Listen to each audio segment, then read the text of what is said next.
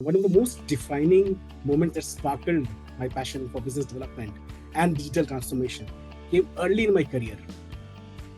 In CRG, onboarding numerous clients in a single year, that was really exciting and it was a challenging task as well. I started my journey when I got involved into the techno-functional expertise as well, but I upskilled myself.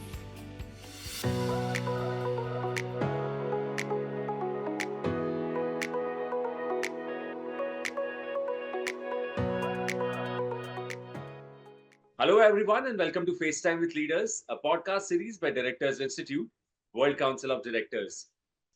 I'm Sunny Pancholi, and today we are truly excited to have with us a powerhouse in the world of sales, business development, and digital transformation.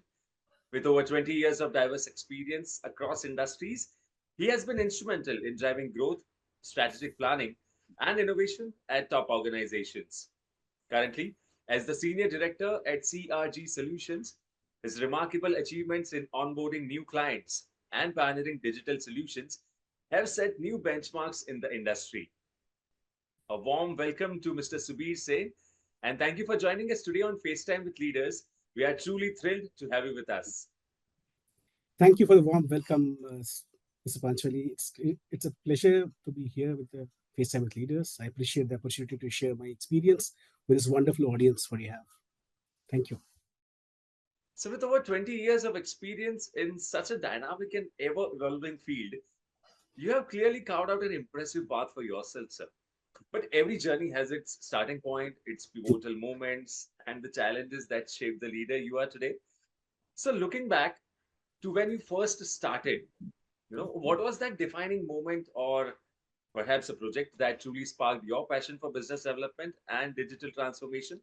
Also, how did those early experiences lay the foundation for your remarkable success today? So, looking back to my journey, I would say that one of the most defining moments that sparkled my passion for business development and digital transformation came early in my career when I was involved in major projects that required completely overall the entire organization's business model. At that time, many businesses were still in the early stages, embracing digital tools and technologies. And seeing the profound impact of digital transformation, the efficiency and the scale of organization was an eye opener. And this project wasn't just about adopting the tools or technologies, it was about shifting the entire mindset of the entire organization, helping people see the value of change and working through the challenges that comes to it, right? So what truly sparked my passion was witnessing the tangible difference in digital solutions made, and not just the bottom line, but also in terms of let's say the employees who are empowered and open for new opportunities or the growth, right? The early experience was crucial. Obviously it was crucial in shaping my approach in the business development. It taught me a lot to transform not just a journey by itself in technology. It's about aligning the technology with people and processes in a way that really created a value. It also gave me a deep appreciation, right, in the importance of adaptability, learning from the failures, constantly pushing up further despite all the obstacles and all. So the foundation of it was my central in my career, and helping business not only to adopt digital tools, but to embrace the continuous digital transformation made me spark that. That's how I moved into business development. Mr. Sen, it's fascinating to hear how those early experiences really set the stage for your journey. And it seems like those challenges were pivotal in shaping your approach today. So yes, see, that was a state when I actually started believing or working towards the business development. Now, business development itself carries a lot of. It's a vast ocean, right? So when you connect with or interact with the customers, you actually come to know what their real challenge is. Everybody wants to adopt a tool or technology, but the end point is, how do you bridge that gap? How do you bridge and bring that solution towards the mindset what he's looking at? Because customers will always look for something better which is coming to the recent world, right? The world is moving very fast, technologies are coming up, so you have to come across onto those environments wherein you have to understand the customer's challenges, pain points, and then bridge the solution. So I always have approached the customers as a solution consultant. I never ever have taken up a product as such to any customer. whether I worked with various companies, they were handling products as well. But I always have that notion to approach the customer, to feel that what they want, what the challenges they are facing, what best I can provide from with my solution, how the gap can be bridged. That's what my approach has been always. Firstly.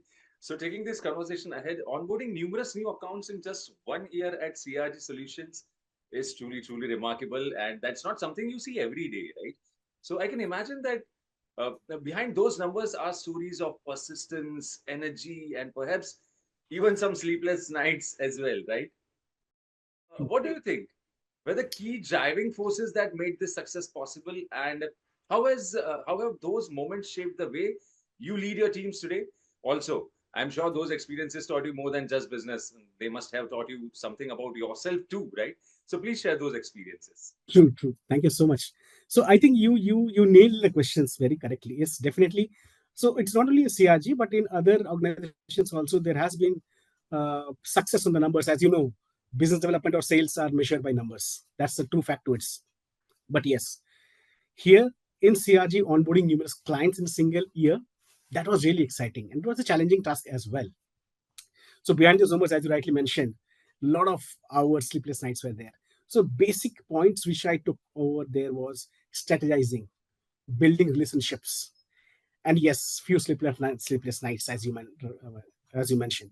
But ultimately, it was a journey of learning and growth for both the company and myself. The key driving forces, if you ask me, behind the scenes, were a combination of strategic planning and maybe a focus on the customer needs. And I'm sure I was having an amazing team aligned with me who has a shared vision. I mean, the common goal was, yes, we need to adopt this. We need to look into the vision. One of the most important factor was ability to understand and address the client's needs. We didn't focus on selling a service or a product. We focused on building a long-term business partnership.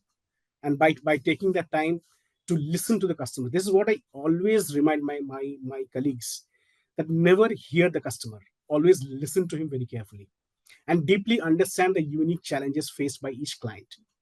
And we're able to offer him a customized solution and which spoke directly on their needs. That was the best part of it. Another key was adaptability. The business world is constantly changing. We all know this. And that year, it had some sort of a agile format, or you can say we had to take some strategic decisions during that year. So constantly refining the strategies to meeting the needs as per the market requirements, that was important, and that we did it very in a very good way. And I'm thankful to my top management as well, who helped and supported me in that way as well. Whether it was, I mean, it was actually addressing the shift of the technologies or changes or the market landscape, we didn't bother on that. We went ahead with a focus and strategic approach, changed the strategies as it was required. We never shied out that, okay, fine, this is changing, we'll not change across. We changed our business models as well, our delivery models as well. Now, this experience taught me the power of collaboration. I say no single individual can achieve a success of that scale alone. The success was directly a result of a strong, cohesive team that was driven, adaptable, and deeply committed to the mission. We all were working towards the same goal, and that was a collective effort which is possible. Personally, yes, the journey taught me a lot of things like perseverance, patience, resilience. In business, setbacks are obviously it will be there, but the key long-term success is the ability to stay focused, learn from the mistakes, continue moving forward. It also taught me the importance of the communication, the empathy of the communication leading to the team. How do you lead the team in such situations, demanding ears and expectations? So overall, that was what, as a leader, maybe that's the experience which I gathered and have shaped up my team to lead that way.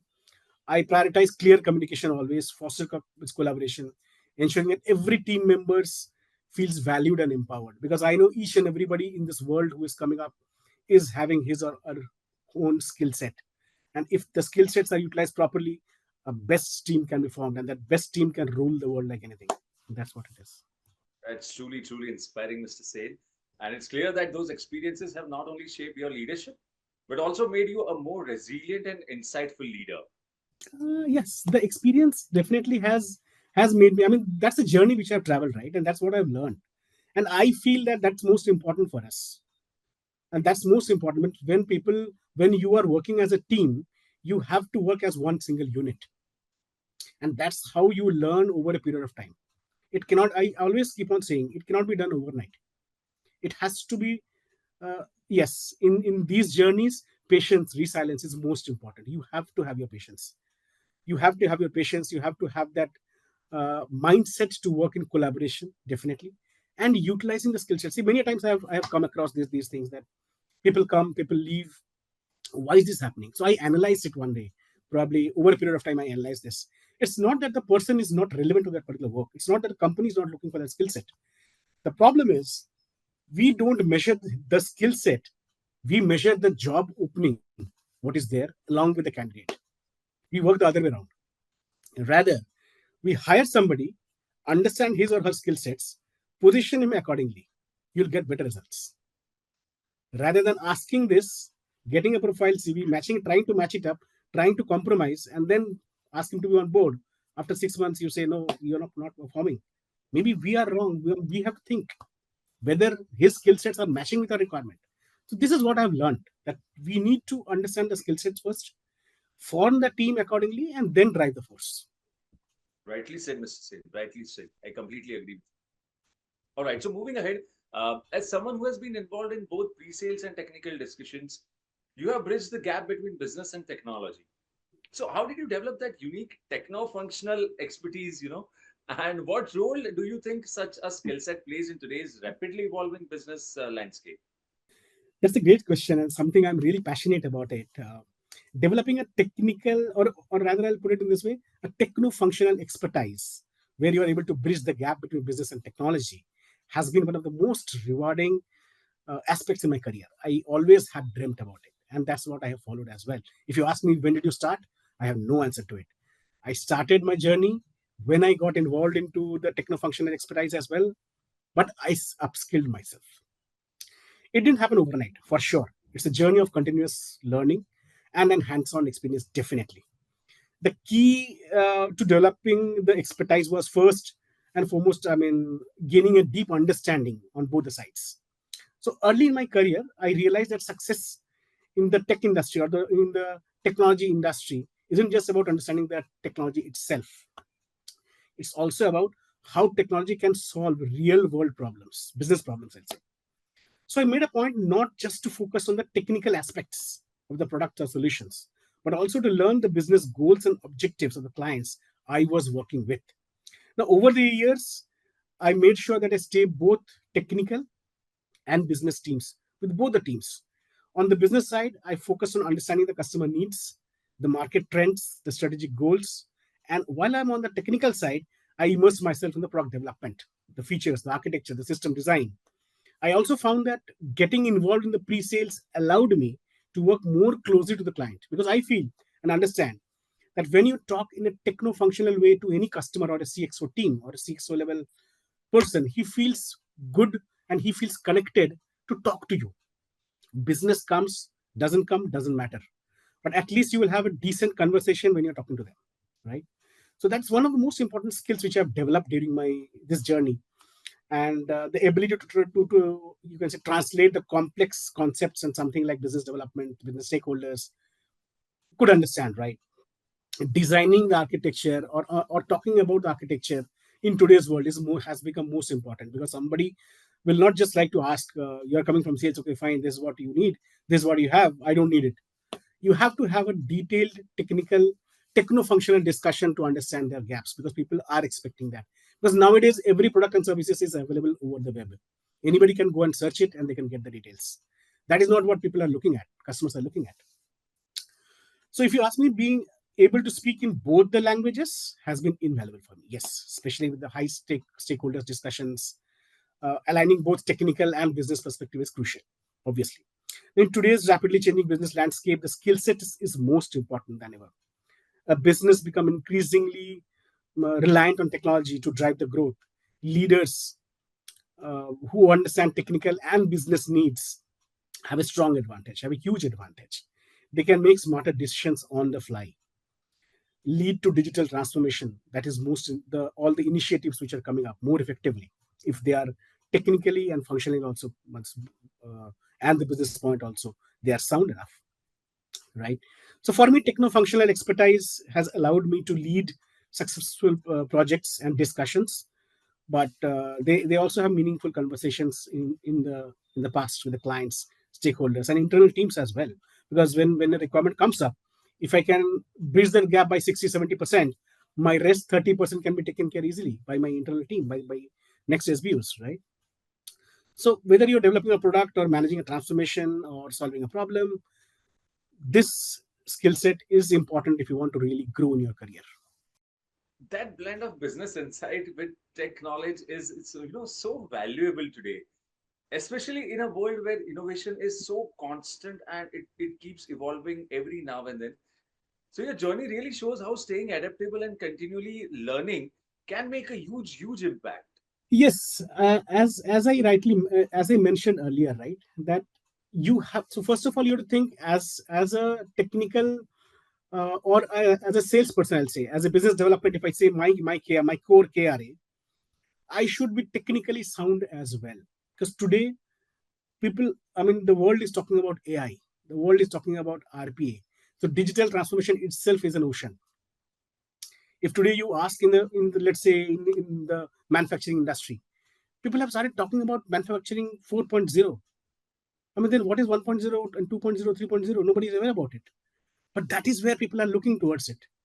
That is where the world is moving. So if you are a business development guy or if you are a salesperson, you have to understand, gone are the days when you have the box, you have a solution, come and sell it. No, it is, you have to understand the technology, what is there in the market today, what the world is demanding, and sit across the customer to understand his requirement. Not just it's a box selling or you want to push it, it cannot happen. It can happen only up to a certain stage, not beyond that. If you want to scale up in your career, that's the way how you have to think across. Absolutely, Mr. Sen. After discussing techno-functional challenges, let's dive into the challenges of cultural and geographical things. So, you have worked across several regions and cultures from East India to international markets. So, Mr. Sen, what are the most valuable lessons you have learned about managing cross-cultural teams and building relationships in such diverse environments? Well, see, I do believe staying adaptable and constantly making the changes as per the requirement of the world, right? Of the requirement of the need of the hour. I'll put it in this way. Coming to your question directly to the cross-cultural teams, yes, that's one point which I have learned. I always believe in building strong business relationship, building a strong cohesive team. Now, one of the most valuable lessons which I've learned is the importance of empathy and active listening. Listening is what I have, rather you can say, it's a pill for me which I take it every moment. Because if you listen to somebody very carefully, you can find out a lot of answers from there. You don't have to ask any questions. But if you hear them, you miss out a lot of things. So each region, wherever I've handled, and the culture is different. They are doing, you have a different set of people who is there, different set of cultures, what is there, their world culture, the way how they handle things, it was totally different. So each region and culture has its own way of doing things. I mean, they have their own values, they have their own way to approach any work or any project, you can say. So when I was managing this this cultural teams, you can say, it was essential for me to understand first what's the difference between these two regions or these regions. How do they work?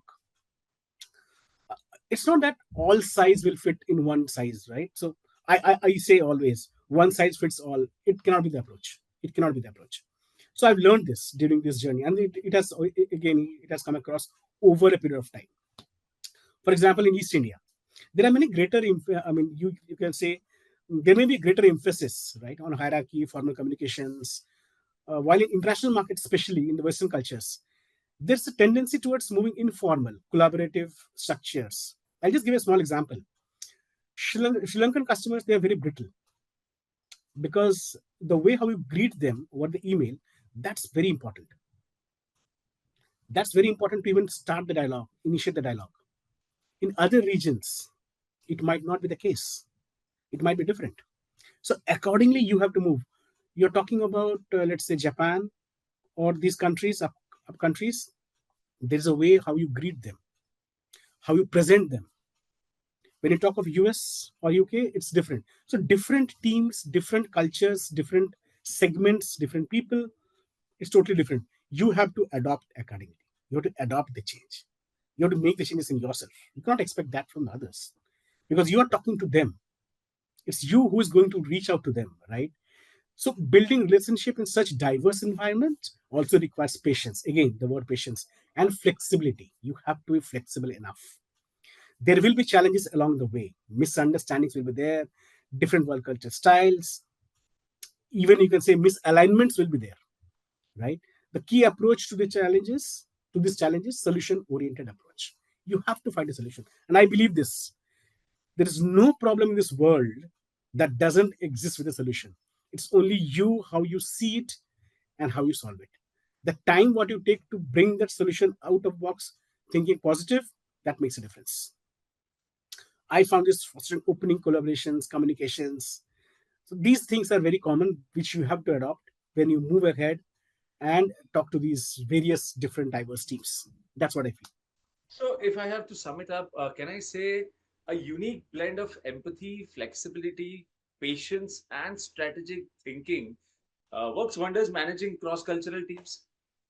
Am I right? Most important, most important. Perfectly correct. Perfectly correct.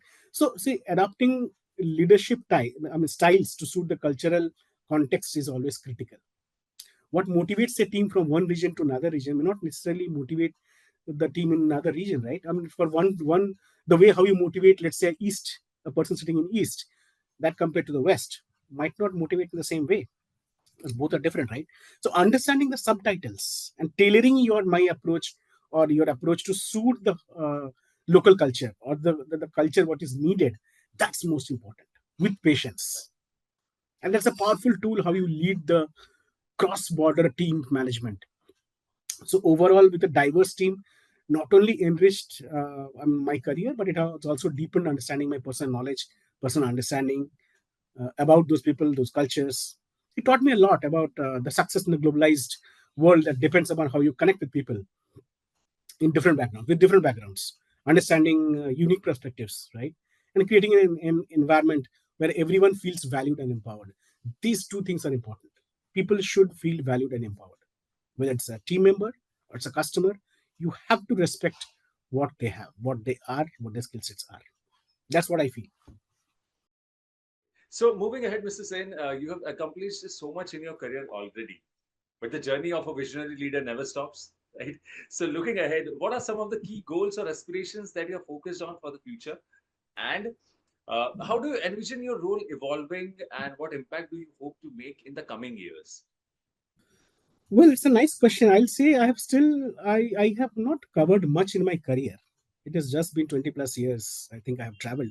There are people, there are stalwarts whom I'm yet to learn from them. I'm eager to learn from them. But yes, whatever journey I have covered, looking ahead, you're absolutely right.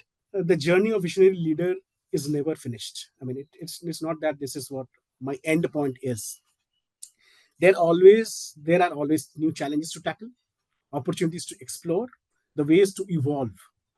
For me, the future is continuing to grow both personally and professionally as well, while also helping the organizations and teams I work with to navigate an ongoing waves of transformation to the world because the world is changing very fast. One of my key goals for the future is to drive innovation in a better way that impacts the business, but also brings a positive change in the society. We are living in a time, I mean, in a time profound technology and digital transformation. And I believe that we have a unique opportunity to leverage these things to solve world's most pressing problems, right? Whether it is sustainability, accessibility, or new ways of driving economic growth. My focus will be on how technology can create more inclusive and sustainable future. So I see myself, or rather my role, evolving in ways that blend leadership with mentorship, because that is what is required.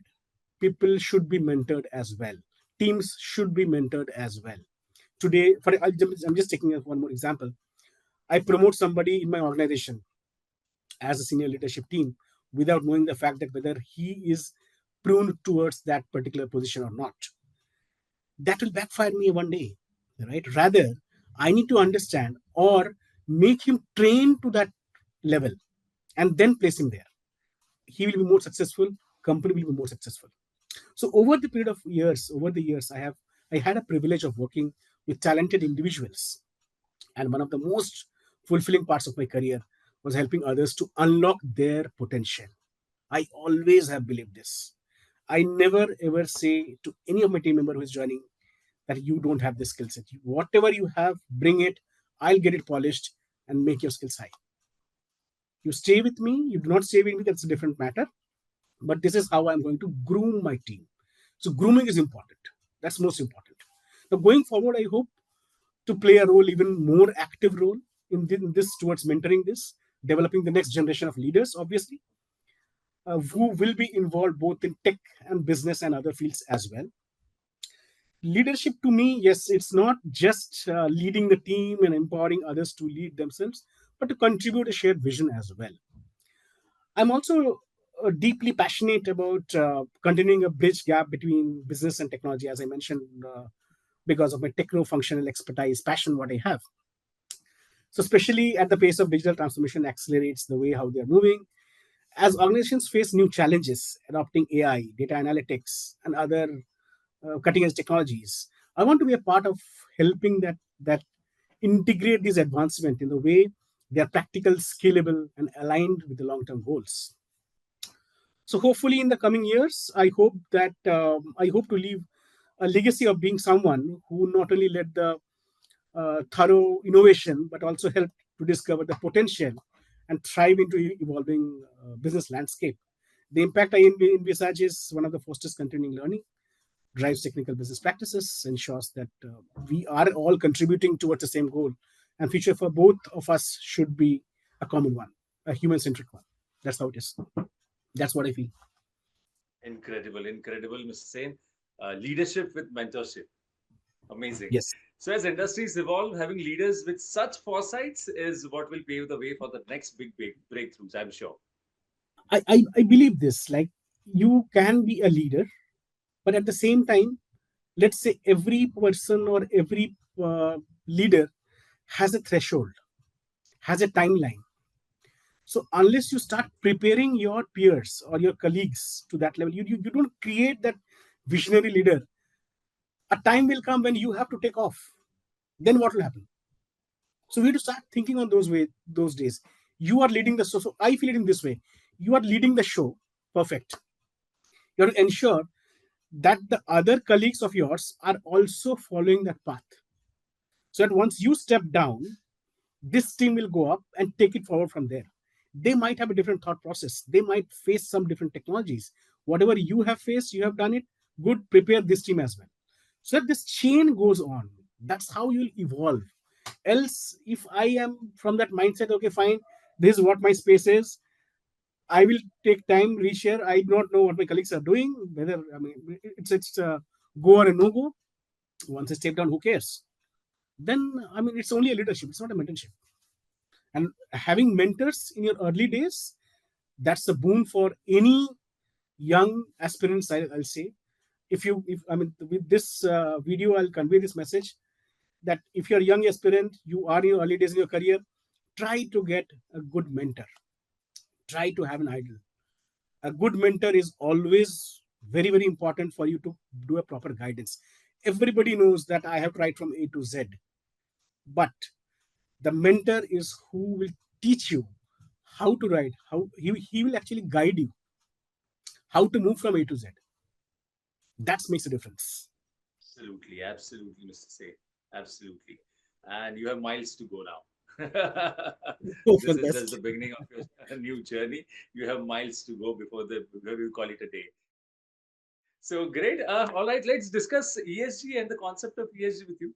So as you are starting to explore the concept of ESG, that is environment, social governance, what aspects of it do you find most interesting, and how do you see it fitting into your work in the future?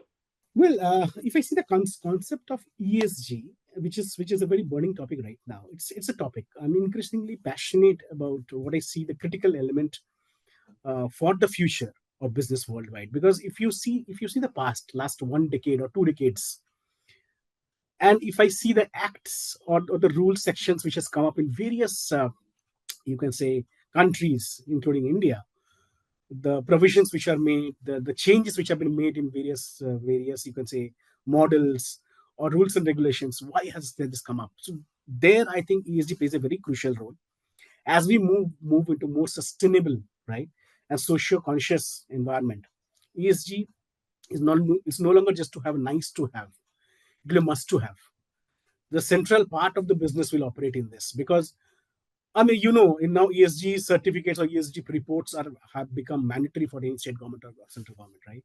So now the concept of you can say I find ESG as an interesting topic. It goes beyond your traditional business ways, the matrices profit and loss. It's not just a profit and loss.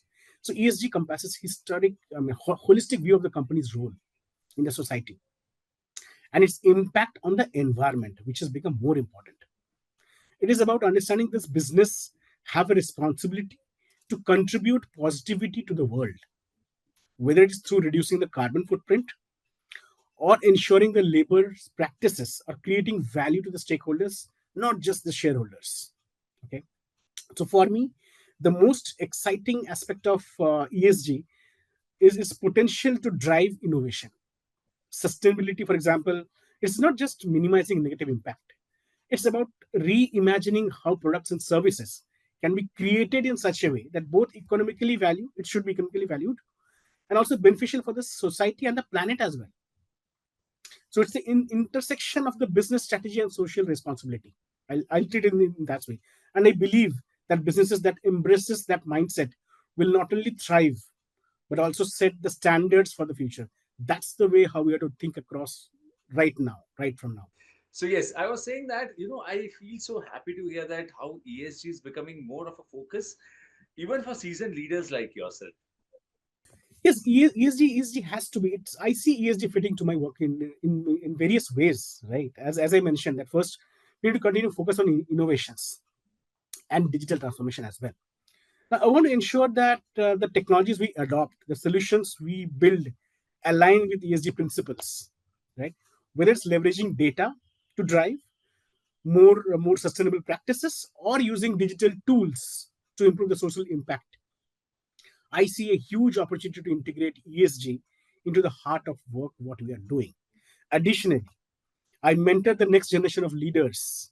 I want to I mean to insist them the importance of ESG is not just about making money. It's about creating a long-term value that benefits both the business and the world at large. In future, I hope to be a part of the conversation around how companies can embed ESG into their core strategies and truly measure the report on that impact. So ESG represents a very unique opportunity to align the business success with the broader society, or we can say society goals which we have covered. For me, it's an area that offers incredible potential for growth, innovation, and positive change. As I move forward, I'm committed to incorporate these principles into my work and helping the business not only to thrive, but also the ways how we can contribute to the better world, a sustainable world. That's why I feel. Incredible, incredible, Mr. Say. All right, so that brings us to the last question of the podcast, and here it is. You have recently enrolled in the Directors Institute. So, what made you decide Right. to take this step, and how has your experience been so far? So, how do you think the courses and insights you gain here will help you in your leadership role moving forward?